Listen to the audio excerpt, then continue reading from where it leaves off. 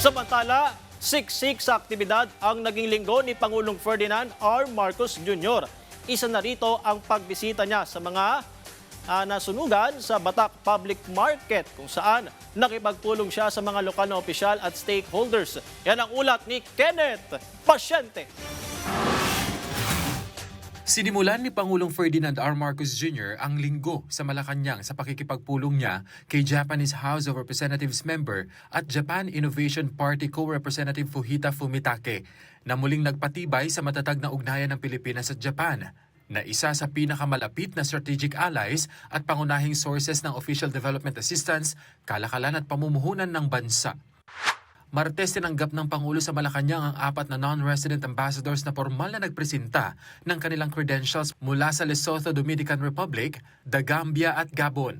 Layunin ng mga bagong diplomatikong ugnayan na palawakin ang partnership ng Pilipinas, kabilang ang trade, investments, tourism at iba pang larangan ng international cooperation.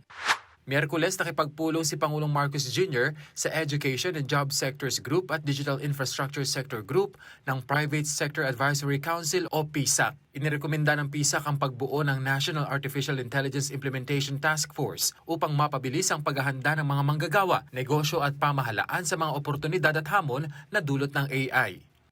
Noong Huwebes, pinangunahan ng Presidente ang ika-4 na Legislative Executive Development Advisory Council o LEDAC para talakayin ang humigit kumulang 24 na priority legislative measures para sa 20th Congress. Kabilang dito ang Anti-Political Dynasty Law, Party List System Reform Act, People's Freedom of Information Right to Information Act, amendments sa Bank Deposit Secrecy Law at iba pa. Layunin ng pagpupulong na pagtugmain ang mga prioridad ng ehekutibo at lehislatura para maisulong ang mga reformang kailangan upang mapanatili ang paglago ng ekonomiya, mapahusay ang pamamahala at mapalakas ang serbisyo publiko.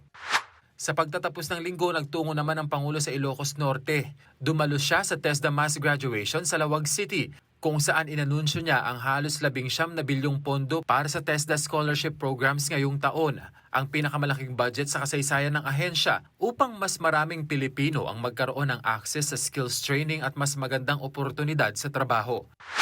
Bumisita rin ang Pangulo sa Governor Roque B. Ablan Senior Memorial Hospital sa Lawag City upang tingnan ang implementasyon ng zero balance billing at ininspeksyon ang mga pasilidad at iba pang hakbang para mapabuti ang akses sa dekalidad na serbisyong pangkalusugan.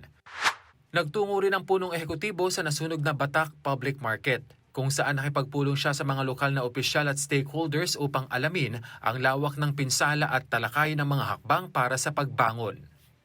Kenneth Pasyente para sa bayan.